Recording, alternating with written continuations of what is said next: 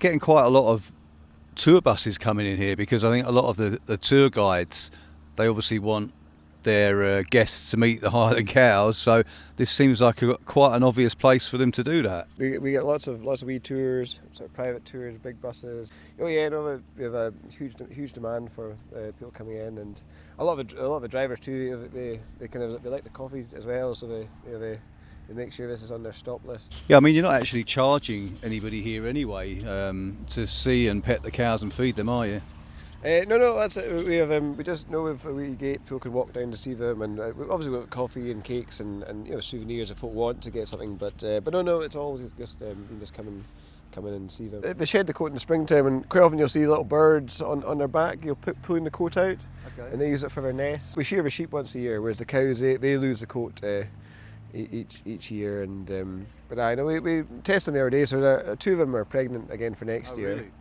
But the Highlanders, they generally have 2 calves every 3 years, whereas a more commercial cow, it's a calf every single year. They're just generally not as commercial. They're more like the sort of horse and cart of the kind of cow world.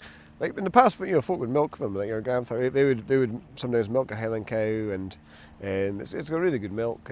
But again, it's just commercial. It's not as commercial. And generally, when the cows are being handled more and more, they've become very tame, and obviously from birth they've got their own wee characters, and you see how when they're growing up. But these have always been very tame ones and sort of very well handled. They love a wee pat. They're like wee puppies, wee field puppies, and yeah, cross Aberdeen Angus on the Highland cow. But and it's naturally they have no horns on these calves.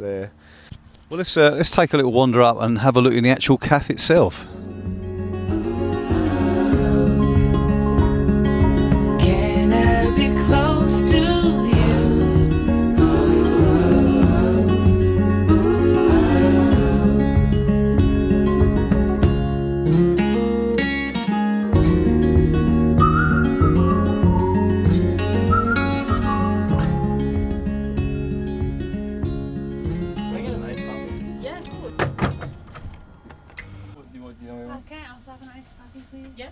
People allowed to bring their own food in for the coos, or are you going to give them anything at some point, like pellets or anything like that? Yeah, we've got wee pellets, wee kind of cow biscuits for them.